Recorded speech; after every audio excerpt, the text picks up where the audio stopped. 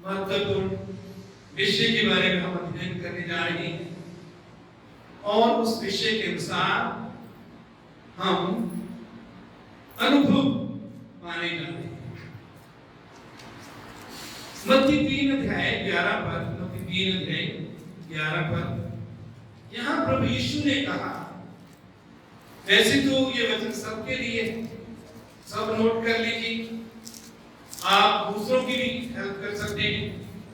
जो आपके पास कभी कोई आता है, चाहे वो कहीं का भी हो, किसी भी चर्च का हो, आप उसके साथ ये वचन शेयर कर सकते हैं, क्योंकि वचन परमेश्वर के वचन की सच्चाई है और उनकी सहायता कर सकते हैं कि वो भी इस अनुभव को पा सके, जिस अनुभव को पवित्र आत्मा का बपतिस्मा कहा जाता है। क्या कहा जाता है? पवित्र आत्मा का क्या कहा जाता है? पवित्र आत्मा का बपतिस्मा। वो बेटे पीछे जो उसी गैरजुबान दिन पवित्र आत्मा पाया,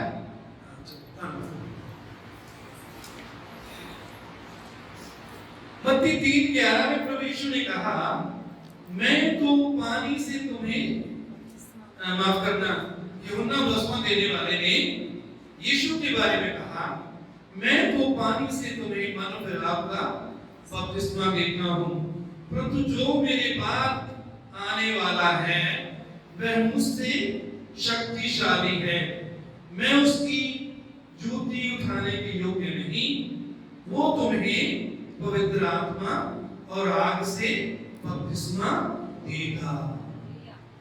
यीशु के बारे में क्या गवाही दी गई कि वो तुमको पवित्र आत्मा और आग से बपतिस्मा देगा। यूहन्ना बपतिस्मा देने वाला पानी से बपतिस्मा देता था, लेकिन यीशु के बारे में ये प्रतिज्ञा है कि वो आत्मा, पवित्र आत्मा और आग से बपतिस्मा देगा। और यीशु ने वो वचन पूरा किया उसके दिन, उसके बारे में हम आगे देखेंगे। उसके बाद यूहन्ना 17 अध्याय पढ़िए, 17 अध्याय, माफ करना 14 का 17 पढ़ेंगे। यहाँ लिखा है, सत्य का आत्मा जिसे संसार ग्रहण नहीं कर सकता, यहाँ लिखा सत्य का आत्मा जिसे संसार ग्रहण नहीं कर सकता, क्योंकि वो ना उसे देखता है और ना उसे जानता है। तुम उसे जानते हो क्योंकि वह तुम्हारे साथ रहता है और वह तुम में होगा।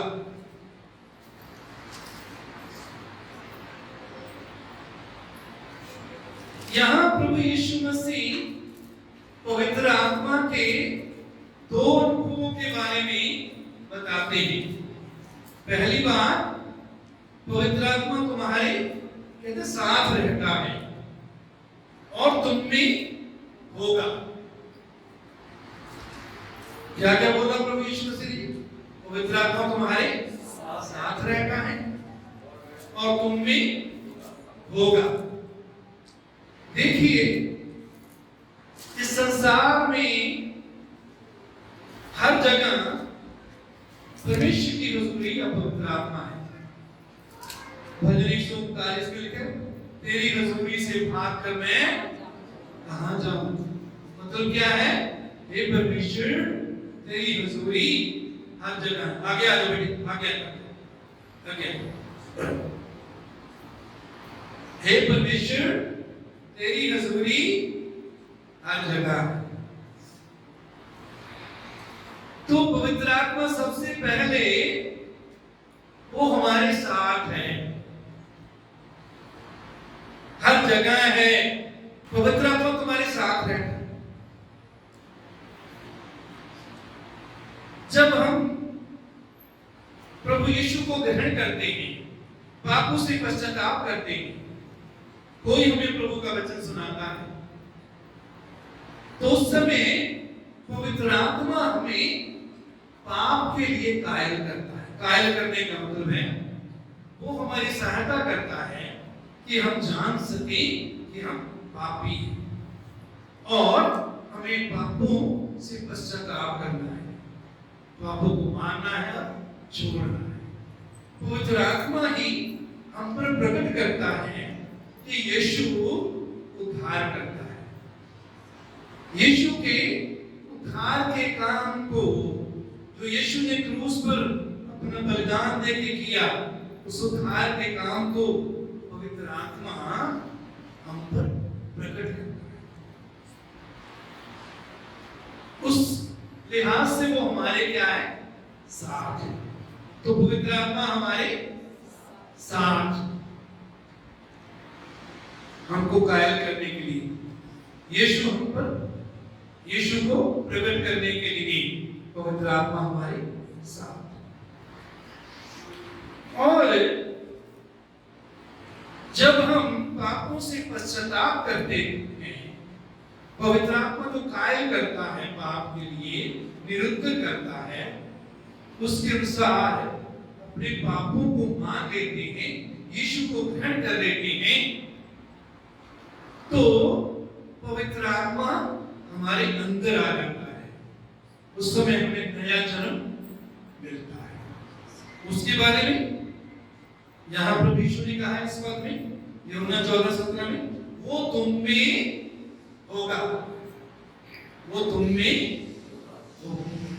जेम्स आज पवित्र आत्मा के बसने के बारे में हम ध्यान करा रहे हैं, अन्य भाषा के साथ, गैर जुबान के साथ, और ये बहुत ही महत्वपूर्ण शिक्षा है। अगर आपने पाया तो अच्छी बात है, सुनिए इसको। अगर नहीं पाया तो आज प्रार्थना करें, आप आज पाओ गैर जुबान के साथ पवित्र आत्मा को। आपने पाया पहले ये पाना गैर जुबान के साथ, अन्य भाषा के साथ पवित्र आत्मा का वास। तो बेटे रजी, ठीक, ध्यान से सुनो। तो पवित्र आत्मा साथ और पवित्र आत्मा तुम में होगा, दूसरी स्टेप। इस साथ तुम में होगा, इस अनुभव को प्रभु यीशु यूहन्ना 3 में निकोदेमुस को कहते हैं, जब तक कोई नए सिरे से पैदा ना हो, 3:3 में, तो परमेश्वर के राज्य को देख नहीं सकता। 5 पद में क्या कहते हैं? जब तक कोई जल और आत्मा से पैदा ना हो, परमेश्वर के राज्य में प्रवेश नहीं। तो जब पवित्र आत्मा हमारे अंदर आता है तो हम आत्मा से पैदा हो जाते हैं, पवित्र आत्मा से पैदा हो जाते हैं। और मुर्दों में से जी उठने के बाद प्रभु यीशु मसीह ने यूहन्ना 20 है, उसके 22 पद में हम देखते हैं, यूहन्ना 20:22। अच्छा है, आप नोट कर लीजिए। तो यह कहकर उसने उन पर फूंका और उससे कहा, पवित्र आत्मा लो। यीशु ने वचन बोला और यह कहकर उसने उन पर फूंका, फूंक मारा। यह कहकर उसने उन पर फूंका और उससे कहा, पवित्र आत्मा लो। विश्वास किया जाता है कि इस समय प्रभु के चेलों ने नया जन्म पाया। यीशु क्रूस पर उसने जान दी, मुर्दों में से जी उठा, पिता के पास अपना जो बलिदान लहू जो है वो पिता की हुजूरी में उसका बलिदान उसने चढ़ाया। उसके बाद वो जब चेलों को मिलता है दोबारा पीछे पे रहता है, तो उनको कहते हैं पवित्र आत्मा लो। इससे आगे एक और तीसरा अनुभव पवित्र आत्मा का, वो है प्रेरितों के काम 1:8 पद। यहां लिखा है, परंतु जब पवित्र आत्मा तुम पर आएगा तो तुम सामर्थ्य पाओगे। जब पवित्र आत्मा तुम पर आएगा, बोलो सब बोलो, जब पवित्र आत्मा तुम पर आएगा तुम सामर्थ पाओगे। अब बोलो, जब पवित्र आत्मा मुझ पर आएगा मैं सामर्थ पाऊंगा। तो यीशु ने कहा, जब पवित्र आत्मा तुम पर आएगा तुम सामर्थ। ये तीसरा जो पवित्र आत्मा का अनुभव है, पवित्र आत्मा तुम पर आएगा, इसे पवित्र आत्मा का बपतिस्मा कहा जाता है। इसे क्या कहा जाता है? पवित्र आत्मा का बपतिस्मा। बहुत से लोग जब नया जन्म पाते हैं, जिसके बारे में लिखा पवित्र आत्मा तुम में होगा, उस अनुभव को ही बहुत से लोग पवित्र आत्मा का बपतिस्मा कहते हैं, उनके अपनी तरफ। जो लोग, जो चर्च अन्य भाषा के साथ, गैर जुबान के साथ पवित्र आत्मा के बपतिस्मे को नहीं मानते, वो ये कहते हैं कि जब हमने नया जन्म पा लिया तो ही उसी समय पवित्र आत्मा का बपतिस्मा हम पा लेते हैं। वो जो तीसरा जो पवित्र आत्मा का अनुभव है उसे वो नहीं मानते। मेरे चीजों, अब इसके बारे में हम देखेंगे, आगे देखेंगे। प्रेरितों के काम 2:4 और यदि कोई वचन मैं बोलूंगा तो आप पढ़ के सुनाना, लेकिन ये तो मैं बोलता हूं। प्रेरितों का काम 2:4 नोट कर लीजिए प्लीज, सभी नोट कर लीजिए। वे पवित्र आत्मा से भर गए और जिस प्रकार आत्मा ने उन्हें बोलने की सामर्थ दी, वे अन्य अन्य भाषा बोलने लगे। प्रेरितों का काम 2:4। लेकिन अगर इससे पहले हम और थोड़ा सा देखें और अनुभव जो यहाँ पेंटेकोस्त के दिन उनको हुआ, अच्छा है, एक बार से पढ़ेंगे। जब पेंटेकोस्त का दिन आया तो वे सब एक जगह इकट्ठे थे। यहूदियों का एक पर्व था पेंटेकोस्त का दिन, 50वां दिन। यीशु मसीह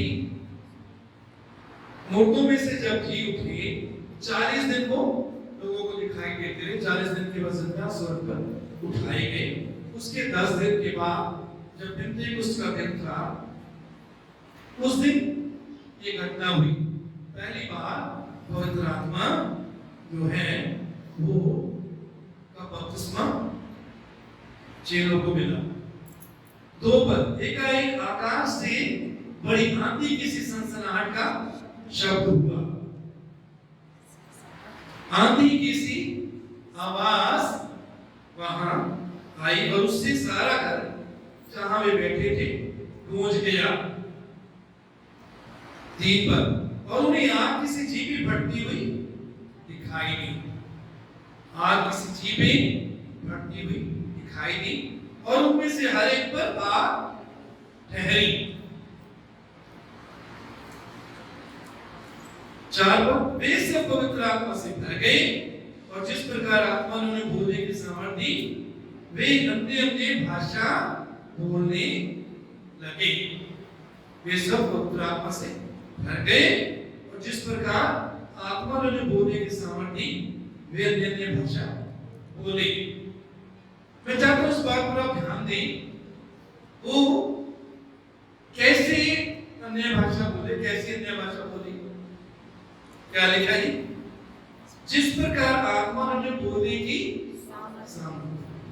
सामर्थ किसने दी बोलने की? बोलने को पवित्र आत्मा बोला कि चेले को? चेले को। आज भी सामर्थ पवित्र आत्मा देता है, लेकिन बोलते आप, बोलेंगे आप। पवित्र आत्मा नहीं बोलेगा, आप बोलिए। पवित्र आत्मा नहीं बोलेगा, मैं बोलूंगा। पवित्र आत्मा सामर्थ्य देगी, पवित्र आत्मा शब्द देगी। वे सब पवित्र आत्मा से भर गए और जिस प्रकार आत्मा ने उन्हें बोलने की सामर्थ्य में अन्य भाषा बोली। ये जानना बहुत जरूरी है कि पवित्र आत्मा नहीं बोलता, हम बोलते हैं। लेकिन बहुत से लोग अपना मुंह बंद रखते हैं, सोचते कि जब पवित्र आत्मा आएगा, पवित्र आत्मा बोलेगा तब वो बोलेगी। नहीं, मेरी चीज आप बोलेंगे। आपने अपनी जुबान जो है, अपनी जीभ जो है, पवित्र आत्मा को देनी, पवित्र आत्मा के अधिकार में करनी। तो पवित्र आत्मा आपको शब्द देगा, सामर्थ देगा, आप बोलेंगे। ठीक है जी? तो पवित्र आत्मा का इंतजार नहीं करना कि वो बोलेगा, आप बोलेंगे। पवित्र आत्मा आपको सामर्थ देगा। फिर उसके बाद फिर तो कम दासत है 44 से 46 बार दासत है 44 से 46 बार। यहां लिखा है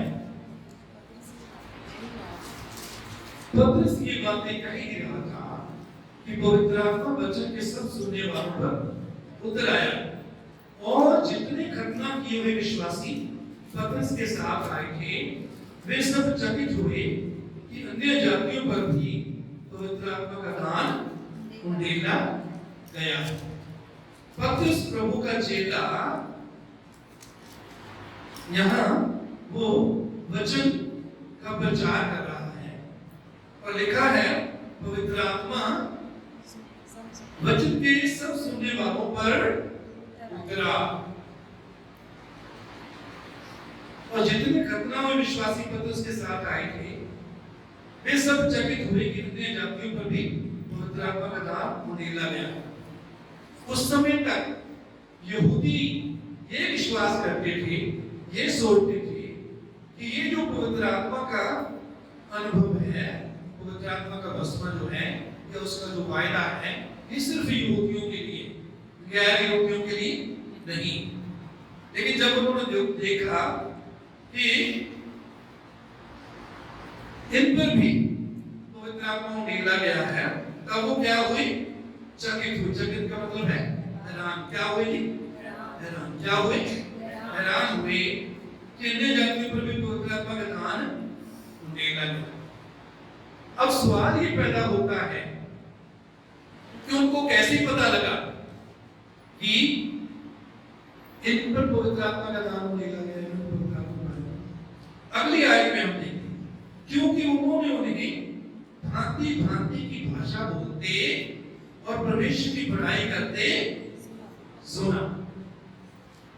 जब वो भांति भांति की भाषा बोले और परमेश्वर की बड़ाई की, और पहली बात है भांति भांति की भाषा बोले, तो उनको पता लग गया कि उन पर भी पवित्र आत्मा उंडेला गया है।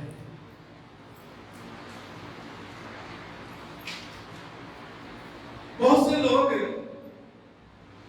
विश्वास नहीं करते, कहते जरूरी नहीं है ये अनुभव भाषा के साथ पवित्र आत्मा का भस्म हमें मिले। उसके बाद मेरी चीजों फिर तो काम 19 अध्याय 6 बार 19 यहां लिखा है जब पौलुस ने उन पर हाथ रखे तो पवित्र आत्मा उन पर उतरा। यहां हम क्या पढ़ते हैं? पौलुस ने उन पर क्या रखे? हाथ रखे और पवित्र आत्मा उन पर उतरा और वे भिन्न भिन्न भाषा बोलने और भविष्यवाणी करने लगे। क्या बोलने लगे जी? भिन्न भिन्न भाषा। तो यहां भी हम देखते हैं कि पौलुस ने उन पर हाथ रखे। पेंतेकोस्त के दिन किसी ने किसी पर हाथ नहीं रखे, बिना हाथ रखे पवित्र आत्मा उन पर उतरा। आज भी ऐसी होगा, हम इस कुछ पर ऊपर हाथ रखने की जरूरत नहीं पड़ेगी। 10 अध्याय में हमने देखा जब पतरस प्रचार कर रहा था तो पवित्र आत्मा वचन के सुनने वालों पर उतरा। अब जब आप सुन रहे हैं वचन तब भी आप हासिल कर सकते हैं। लेकिन 19 अध्याय में हम देखते हैं पौलुस ने जब उन पर हाथ रखे उन पर पवित्र आत्मा उतरा। और आज कईयों पर, हो सकता है सब पर, जब हाथ रखे जाएंगे तब पवित्र आत्मा का वसना आएंगे आप, या उससे पहले भी, हाथ रखने से पहले भी आप आ सकते हैं। ठीक है, कम से कम 3 जगह ऐसी हैं जहां हमने स्पष्ट रीति से हम पढ़ते हैं, और एक और है उसको भी हम देख लें। 9 प्रेरितों 9 अध्याय, यहां लिखा है परमेश्वर ने पौलुस में प्रकट किया। जब पौलुस ने प्रभु का दर्शन किया उसके बाद वो कुछ देर के लिए अंधा हो गया। प्रभु ने हनन्याह अपने भक्त को पौलुस के पास भेजा और कहा, उसने हनन्याह नामक एक पुरुष को भीतर आते। तो पौलुस देखता है दर्शन में, उसने हनन्याह नाम के पुरुष को भीतर आते और अपने ऊपर हाथ रखते देखा है ताकि फिर से दृष्टि पाए। तो दर्शन में प्रभु ने उसको दर्शन दिया कि हनन्याह आएगा, तुम पर हाथ रखेगा ताकि तुम दृष्टि पाए।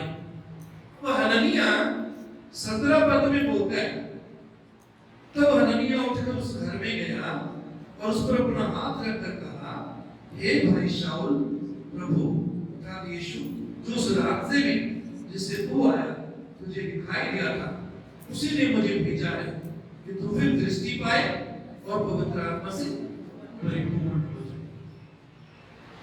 यह हनन्याह कहता है कि प्रभु ने मुझे 2 काम के लिए भेजा।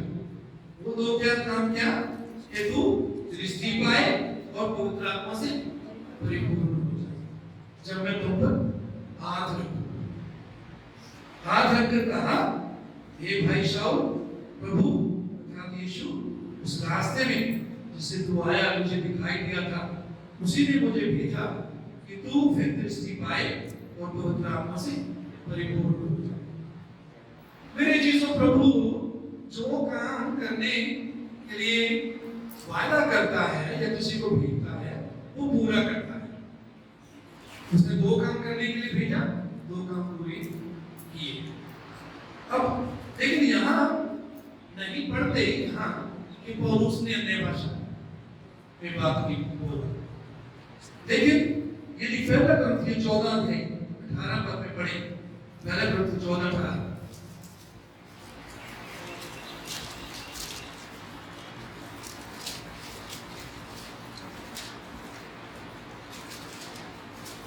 पहला ग्रंथ 14:18, यहाँ पौलुस कहता है, मैं अपने परमेश्वर का धन्यवाद करता हूँ कि मैं तुम सबसे अधिक अन्य भाषाओं में बोलता हूँ। मैं परमेश्वर का धन्यवाद करता हूँ कि मैं तुम सबसे ज्यादा अन्य भाषा में बोलता हूँ। तो चाहे हमने 9 अध्याय में नहीं पढ़ा, हम देखते कि पौलुस ने जब उस पर पवित्र आत्मा उतरा वो अन्य भाषा बोला, लेकिन बाद में हम देखते हैं पौलुस अन्य भाषा बोलता है। मेरी चीजों, अगर 8 पद है उसमें हम पढ़ेंगे, एक एग्जांपल है वहां सामरिया में जब पतरस और यूहन्ना चेहरों पर हाथ रखते हैं तो वहां लिखा पवित्र आत्मा पर उतरा, और लेकिन वो अन्य भाषा का वहां जिक्र नहीं है। तो बहुत से लोग कहते हैं कि वहां अन्य भाषा का जिक्र नहीं है, इसलिए जरूरी नहीं है कि अन्य भाषा बोली जाए। मेरे चीजों, पहली बात हम ये देखते हैं कि 5 जगह जहां पवित्र आत्मा के उतरने या वसुमान का जिक्र पाया जाता है। उनमें से 4 जगह साफ तौर पर हमने देख लिया कि जो पवित्र आत्मा उतरा या पवित्र आत्मा पाने वाले वो अन्य भाषा बोले। तो ये बाइबल जो है वो सिर्फ अन्य भाषा की पुस्तक नहीं। यदि एक जगह का जिक्र नहीं है कि वो अन्य भाषा में बोले, इसका मतलब ये नहीं है कि आज ही अन्य भाषा के साथ जरूरी नहीं। तो 4 जगह हम स्पष्ट रूप से देखते हैं। तो इसके साथ ही साथ अगर एक आयत हम और पढ़ें तो विश्वासियों का चिन्ह प्रभु यीशु मसीह, विश्वासियों की में जो चिन्ह पाए जाते हैं उसके बारे में यदि यीशु ने क्या बोला पढ़ेंगे। वहां लिखा मरकुस 16:17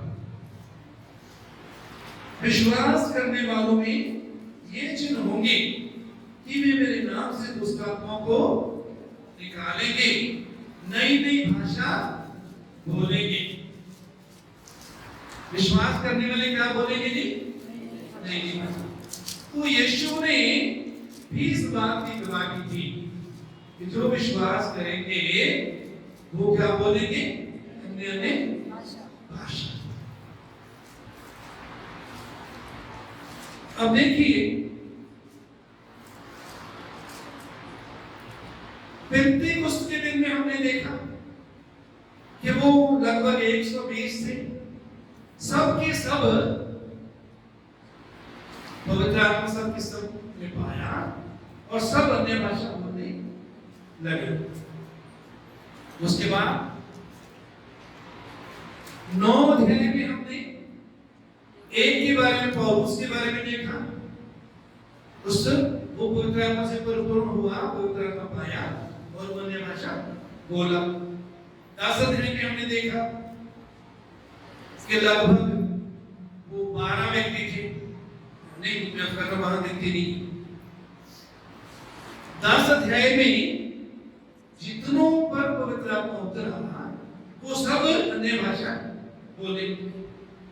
19 अध्याय 6 पद में पौलुस लगभग लिखा 12 लोगों के लिए प्रार्थना करता है और वो सब के सब अन्य भाषा में बोले। अब देखिए 4 जगह हमने देखा कि जब पवित्र आत्मा पाया, पवित्र आत्मा का स्वभाव पाया, पवित्र आत्मा उतरा, पवित्र आत्मा ऊपर आया, पवित्र आत्मा से परिपूर्ण हुए, तो उन्होंने क्या बोला जी? अन्य भाषा से। लेकिन यदि हम पहला कुरिन्थियों 12 अध्याय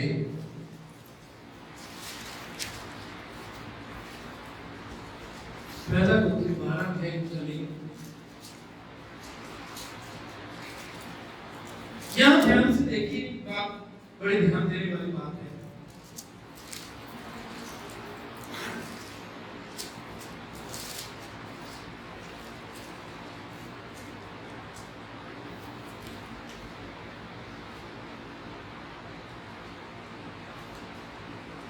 सत्ताईस पद से पढ़ेंगे। इसी प्रकार तुम सब मिलकर मसीह की देह हो और अलग अलग उसके अंग हो, और परमेश्वर ने कलीसिया में अलग अलग व्यक्ति नियुक्त किए हैं, प्रथम प्रेरित, दूसरे विशुद्धता, तीसरे शिक्षक, फिर सामर्थ्य काम करने वाले, फिर चंगा करने वाले और उपकार करने वाले और प्रबंध करने वाले और नाना प्रकार की भाषा बोलने वाले। अब ये देखिए यहाँ लिखा है कि परमेश्वर ने भिन्न भिन्न प्रकार के व्यक्ति नियुक्त किए हैं, उनमें भिन्न भिन्न प्रकार के अन्य भाषा बोलने वाले भी हैं।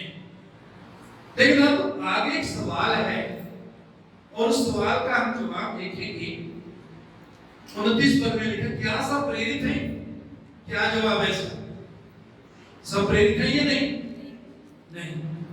जवाब है नहीं, सब प्रेरित नहीं। क्या सब विद्वता है? क्या जवाब है? सब भविष्यवक्ता नहीं। फिर उसके बाद क्या सब उपदेशक हैं? जवाब क्या है? उपदेशक नहीं। आगे क्या सब सामर्थ्य के काम करने वाले हैं? जवाब है नहीं। क्या सबको चंगा करने का वरदान मिला है? जवाब है नहीं। यहां जो है विशेष वरदान जो है चंगा करने का, उसके बारे में बात की। एक होता है साधारण डॉक्टर जो हर रोग का इलाज करता है, लेकिन छोटे छोटे रोग, आम गलियों में भी हमारी बहुत मदद करती है, थोड़ा पैसा देते हैं, ठीक है, तो काम भी हो जाता है। वो जनरल होते हैं, लेकिन कुछ स्पेशलिस्ट डॉक्टर होते हैं, स्पेशलिस्ट सभी नहीं। तो जब प्रभु कहते हैं कि विश्वास करने वाले बीमारों पर हाथ रखेंगे, इसका मतलब है कि सभी विश्वासी जनरली दूसरों चंगाई के लिए प्रभु को इस्तेमाल करता है। लेकिन कुछ को विशेष वरदान मिले होते हैं जिनके द्वारा परमेश्वर चमत्कारी रीति से चंगाई जो है वो प्रदान करता है। क्या सबको चंगा करने का वरदान मिला? क्या जवाब है? नहीं।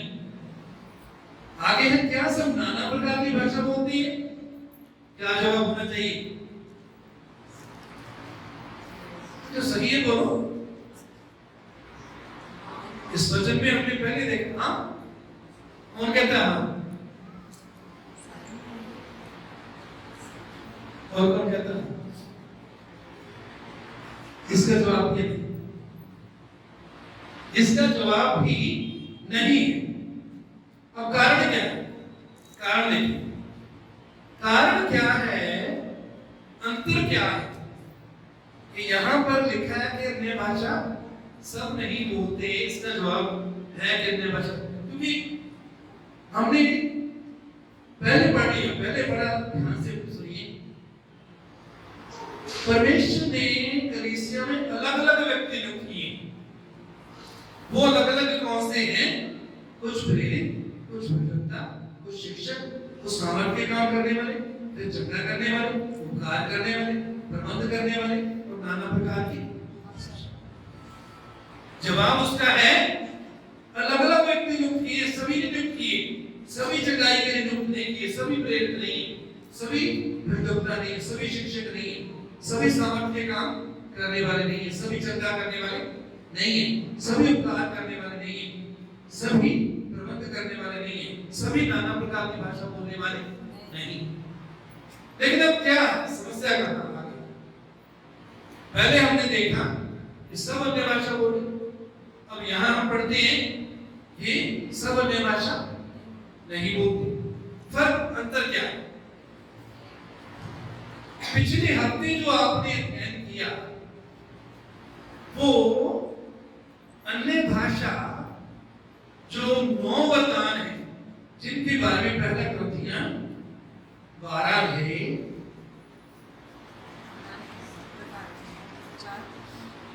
8 पद से 11 पद यदि हम पढ़े, यहां 9 प्रकार के वरदानों के बारे में कहा जाता है, और अन्य भाषा उन वरदानों में से एक वरदान है। मैं चाहता हूं इसको अच्छी तरह समझने की हम पढ़ लें 7 पद से। किंतु सबके लाभ पहुंचाने के लिए हर एक को आत्मा का प्रकाश दिया जाता है, क्योंकि एक को आत्मा के द्वारा बुद्धि की बात, एक को आत्मा के द्वारा क्या है? बुद्धि की बात, दूसरे को उसी आत्मा के द्वारा ज्ञान की बात, किसी को उसी आत्मा से विश्वास और किसी को उसी एक आत्मा से चंगा करने का वरदान दिया जाता है। फिर किसी को सामर्थ्य के काम करने की शक्ति, किसी को भविष्यवाणी की, किसी को आत्माओं की परख और किसी को अनेक प्रकार की भाषा। क्या लिखा है? किसी को अनेक प्रकार की, यहां ये नहीं लिखा सबको अनेक प्रकार की भाषा नहीं।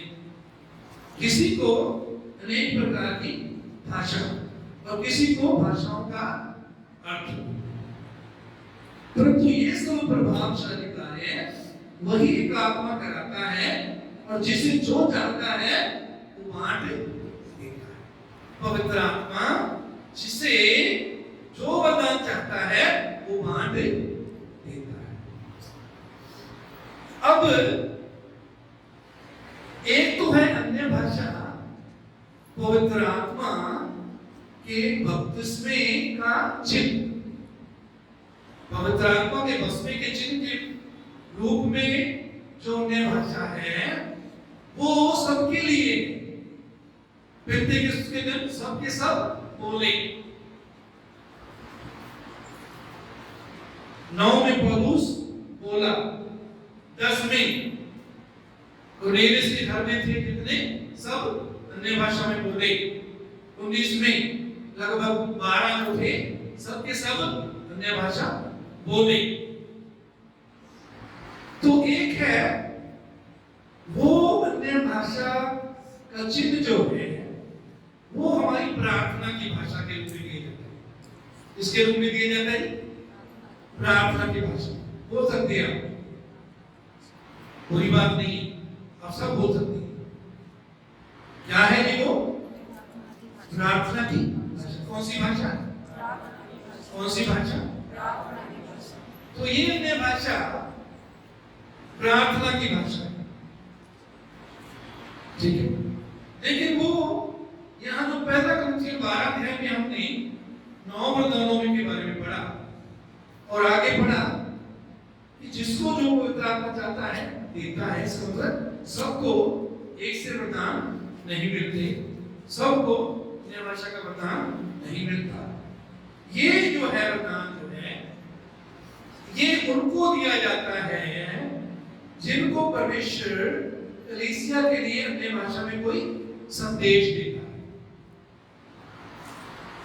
या किसी न किसी को उसके साथ उस संदेश का अनुवाद करने के लिए देता है। ये कलीसिया में वो 1, 2, 3 ही हो सकते हैं, तो कई जगह तो नहीं होती। जो जो हम वरदानों की चाह करेंगे, वरदानों पाने के विश्वास करेंगे, मांगेंगे, परमेश्वर हमारे अंदर भी ये वरदान किसी न किसी में डालता है। उसमें क्या होता है कि अन्य भाषा में परमेश्वर कोई संदेश देता है। क्या देता है? संदेश। सब बोला करें, क्या देता है? पवित्र आत्मा अन्य भाषा में क्या देता है कलीसिया के लिए? संदेश। और उस संदेश के बारे में और उस कहता है जब वो संदेश को देता है तो बाकी चुप रहे। बाकी क्या रहे? जब कोई अन्य भाषा बोल रहा है बाकी चुप रहे। लेकिन जब सब प्रार्थना कर रहे हैं अन्य भाषा में तो सब प्रार्थना कर सकते हैं, सब प्रार्थना कर सकते हैं। लेकिन परमेश्वर यदि किसी को संदेश दे रहा है तो बाकी सब चुप रहे। और बहुत से लोगों ने इसको दोनों को मिक्स कर दिया, इनको अलग अलग करके नहीं देखते, इसलिए वो कंफ्यूजन में। बहुत से चर्च ऐसे हैं जो कि बहुत कंफ्यूजन में। और क्या है, उन्होंने शिक्षा को त्याग दिया है। कंफ्यूजन को समझने की बजाय, मदद लेने की बजाय इसको त्याग दिया। और बहुत सी कलीसियों में वो आत्मा का काम जो होना चाहिए नहीं हो रहा। और अब पूरे संसार में परमेश्वर ऐसे पुरुष को, ऐसे सेवकों को खड़े कर रहा है जो इस वचन की सही शिक्षा को मानते हैं, विश्वास करते हैं, इसे ग्रहण करते हैं। पूरे संसार में या पंजाब में भी छोटे छोटे लोग, बड़े बड़े लोग बहुत खड़े कर रहे हैं परमेश्वर। लेकिन जो विरोध कर रहे हैं वो वही लोग हैं। मुझे बहुत दुख है उनके लिए कि उनकी तरक्की नहीं हो रही, ना वो गिनती में बढ़ रहे हैं और आप गिनती से भी वो जो है आत्मा का कार्य जोश जीवन होना चाहिए वो नहीं। खैर उनकी अपनी तरह है, वो कहते हैं कि हमें क्वालिटी है, क्वांटिटी नहीं है, क्वालिटी है। जब उनसे बात करो ना, वो कहते हैं तुम लोगों में क्वांटिटी में गिनती है लेकिन क्वालिटी नहीं है। तो प्रभु अनुग्रह के लिए उनको बुद्धि दे सको। पहली चीज हो ये गहराई में मैं इसलिए गया ताकि जब आप भी पढ़ते हैं आपको भी ये बातें साफ समझ आए और आप दूसरों की भी सहायता करें। अगर कोई ये कहता है कि वचन में लिखा है सब अन्य भाषा नहीं बोलते, आप उनको समझा सकते हैं, उनकी सहायता कर सकते हैं। इसलिए मैंने बार बार आपको बोला कि आप लिख लो ताकि आप दूसरों की सहायता करें। तो अन्य भाषा प्रार्थना के रूप में हर एक के लिए, लेकिन संदेश देने के लिए ये सबके लिए नहीं है।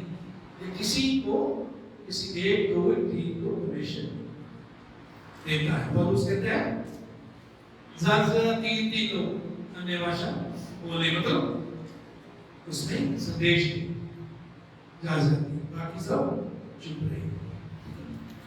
तो आज हम अभी जो है पवित्र आत्मा के बसमे के बारे में हम अध्ययन कर रहे हैं।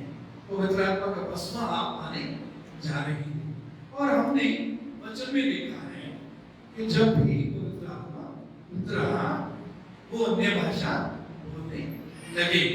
ये संदेश देने के लिए बता नहीं था, ये प्रार्थना करने के लिए प्रार्थना की भाषा। और आज आप भी बोले। पेंटेकोस्त के दिन कितने बोले? कितने बोले? आधे? कितने बोले बेटे? मुझे बोलो। सारे बोले आधे बोले? चलो ऐसा बोलो, सारे बोले। हो सकता है आप शक्ति हैं गिनती नहीं। पेंटेकोस्त के दिन भी लगभग 120 वो सब पवित्र आत्मा से भर गए और अन्य भाषा बोलने, परमेश्वर की बड़ी बड़ी कामों का पालन करने लगे। 10 अध्याय में भी सब पवित्र आत्मा से भर गए, कुरनेलियुस के परिवार के, और वो अन्य भाषा बोलने लगे। 19 में भी लगभग 12 थे, सब पवित्र आत्मा से भर गए और अन्य भाषा बोलने लगे। और मेरी चीज हो, अब सवाल है इसको पाने के लिए हमें क्या करना है? लूका 11:13 चलो पहले यूहन्ना 7:37 पढ़ेंगे। यूहन्ना 7:37 पढ़ेंगे।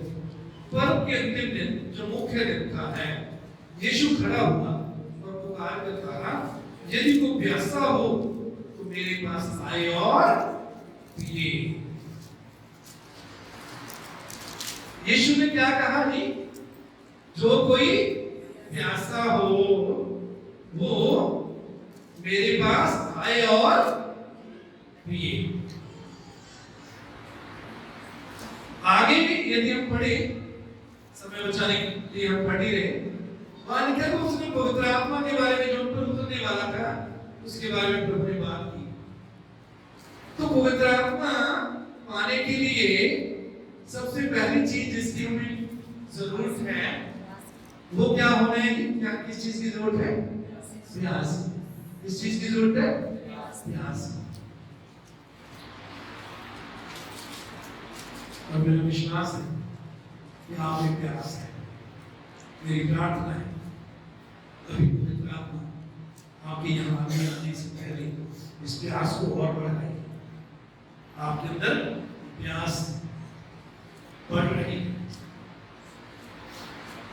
फिर लूका 11:13 में लिखा है, अतः जब तुम बुरे होकर अपने बच्चों को अच्छी वस्तुएं देना जानते हो तो तुम्हारा स्वर्गीय पिता अपने मांगने वालों को पवित्र आत्मा क्यों ना देगा। किनको देता है? पवित्र आत्मा मांगने वाला। किसको देता है? आपने क्या करना है? मांगना है। कैसे आना है आपने? प्यास से। प्यास से आना है, प्यास रख के मांगना है। आज कितने प्यासे हो गया? हाथ खड़ा करें तो प्यासे, हाथ ऊंचा कर। तुमने ये पढ़ा था जेम्स?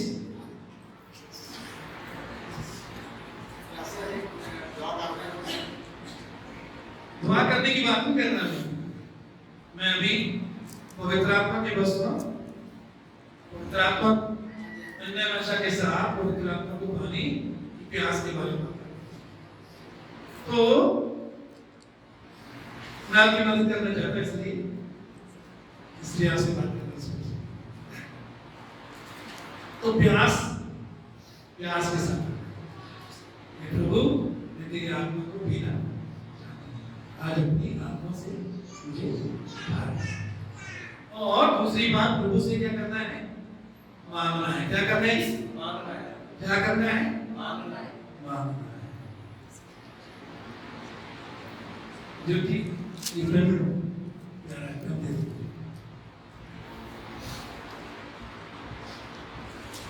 ये देखिए, तो ऐसा ही बिल्कुल ऐसे ही रंग कर। अब मेरे पास दो हो गए, दूसरा कैसे मिला? नहीं कैसे मिला? मांगना मुश्किल है, मुश्किल काम करना पड़ा है नहीं? काम मिला, कब मिला? मांगने के कितने घंटे बाद मिला? है तुरंत। जब मांगा तभी मिला। तो ये यीशु मसीह से ज्यादा अच्छी है। उसने तुरंत दे दिया पैन मुझे। यीशु मसीह से आप जब पवित्र आत्मा वस्तु मांगते हैं, यीशु मसीह नखरे करेगा? वो कठोर है, नहीं आज नहीं फिर आना।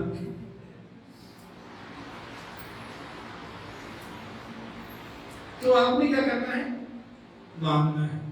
और वचन में मरकुस 11:24 यहाँ लिखा है, इसलिए मैं तुमसे कहता हूं कि जो कुछ तुम प्रार्थना में करके मांगो तो प्रतीति कर लो, तुम्हें मिल गया और तुम्हारे लिए हो जाएगा। जो कुछ तुमने प्रार्थना करके मांगा, विश्वास करो, प्रतीति करो कि तुम्हें मिल गया।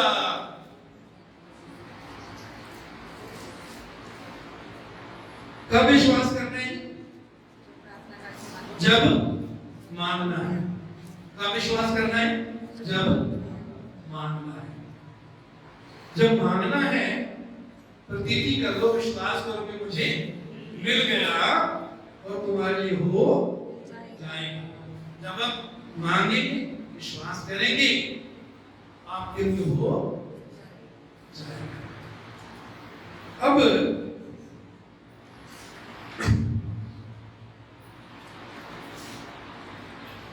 प्रेरितों 2:4 पर हम दोबारा ध्यान दें। यहां लिखा है, वे सब पवित्र आत्मा से भर गए और जिस प्रकार आत्मा ने बोलने की सामर्थ्य दी, वे अन्य अन्य भाषा बोलने लगे।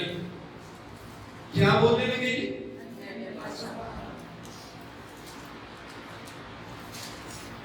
हालेलुया हालेलुया हालेलुया बोलने लगे।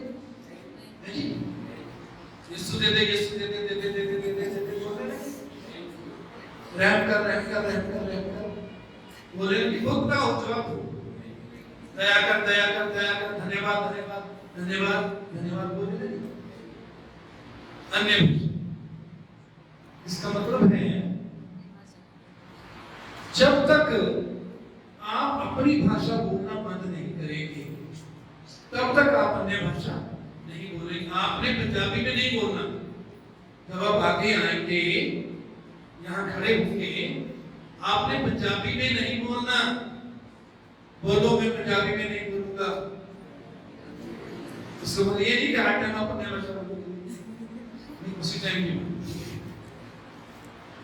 इसका मतलब हिंदी में भी नहीं बोलना, ना इंग्लिश में बोलना, अगर इंग्लिश में आती है इंग्लिश में बोलने लग जाना। जो प्रभु का आत्मा देता, कहने का मतलब ये है कि जो हम जानते हैं, क्योंकि इंग्लिश में भी कई लोग जानते हैं थैंक यू जीसस अल्लाह ये नहीं बोलना, तो जो हम जानते हैं उसमें नहीं बोलना।